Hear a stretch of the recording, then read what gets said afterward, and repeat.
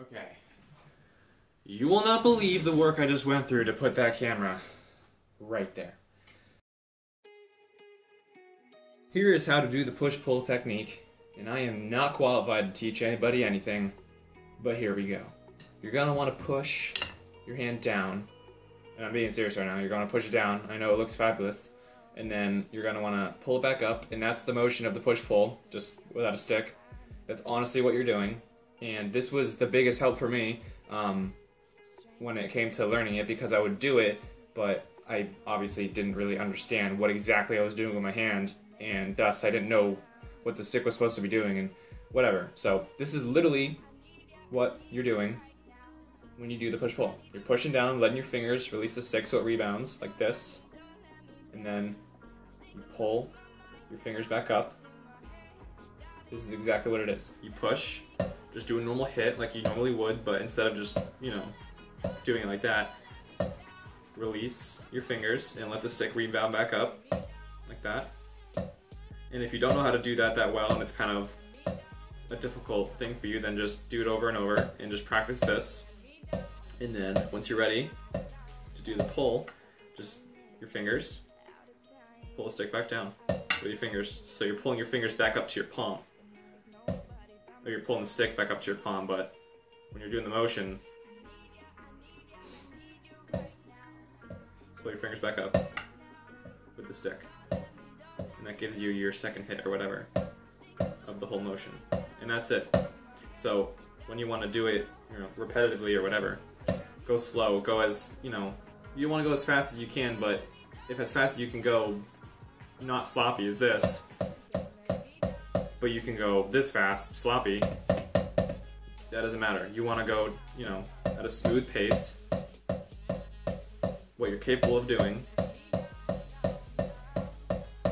and just do that for a while and get to know that and practice it as much as you can. If you don't have sticks and you're not at a practice pad or at your kit or whatever, like I said, I would honestly practice doing this. Don't worry, you're gonna look so fabulous and whoever you're in front of. Just practice this, because that's honestly what you're doing. And once you get this concept down, and you might think you kind of have it down just because you can do this, but once you have a stick in your hand, it's a little bit different. But once you have that motion down and you kind of realize what you're doing with your hand while you're doing it with the stick, it's going to help you out a lot, and it's going to kind of feel like second nature when you're doing it. It's going to feel really smooth, like you're not really trying. And that's honestly why the push-pull is so awesome, because you're not exerting so much energy. So that's how you do it, and now you can do doubles with it. And the reason why doubles are good with the push-pull is because you can add a little more power to it instead of doing fingers. And I'm trying not to hit so hard because I don't want to knock down the friggin' camera like I've done trillions of times. So push-pull, you don't have to try as hard. So I can go obviously way louder and faster with fingers, but I have to try a little bit harder. With the push-pull, it naturally already kind of sounds, you know, more dominant and louder without having to exert more energy. So really good for doubles, good for singles, which it's kind of awkward getting that down, but it's really good to do that fast, which I'm not very good at, but it's good for that too if you practice that. Good for triples.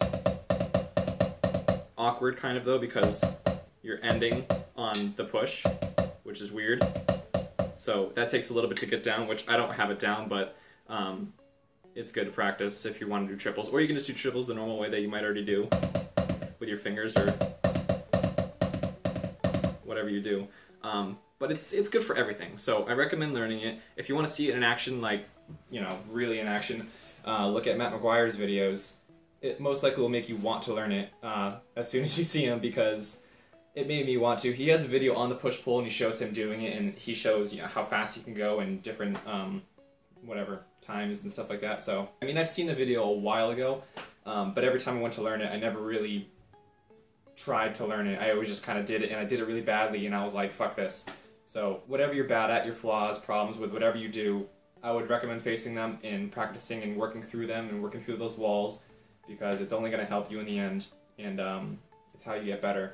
So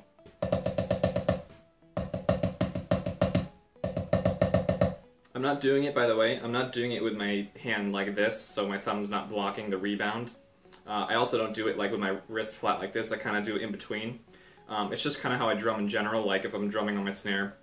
Obviously if I'm around the kit, my wrist position is going to switch. But for the most part, if I'm going to be learning it like this, if you're going to be learning like this, I'm not necessarily recommending not to do this or this, but just, I guess, do whatever's comfortable for you. If you honestly drum like this, learn it like that. If you drum like this, learn it like that. I don't want to, you know, mess you up with whatever you already know, but I personally do it like this. I can do it like this, it just gets a little bit weird. I can do it like this as well. It's just a little more out of control. My stick's kind of going everywhere if I do it with my wrist flat. And if it's like this, it's just, I don't really have as much power because my thumb is blocking the rebound of the stick. So, but if I do it normally, my stick's kind of in a little more control, and I have a good amount of power and rebound, and it just feels right when I kind of do it like this. So it's in between this and this, kind of like neutral like this. So that's what I do. Doesn't mean you have to do it like that, just whatever feels natural and right for you. And so yeah, I mean, this is probably this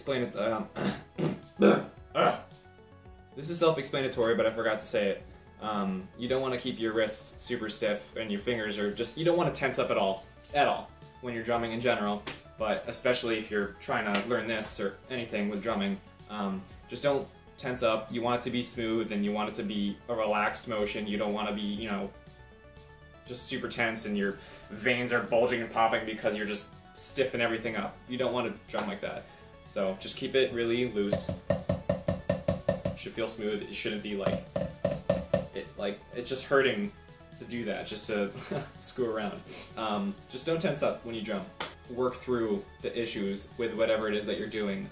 If you're trying to drum with a little less tension and a little less stiffness, and that's your issue, just work through it. Go slower, whatever it is, push-pull, just go slower. That's like a huge key to learning anything when it comes to drumming. That's like, my little brother drums and he gets very frustrated when he can't do something or can't learn something.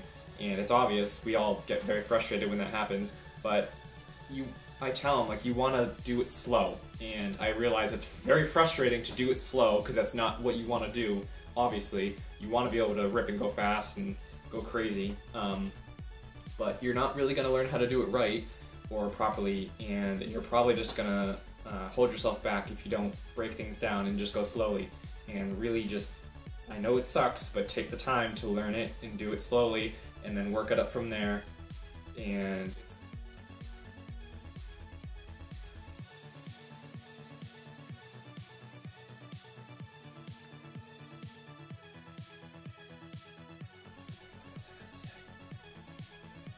don't tense up.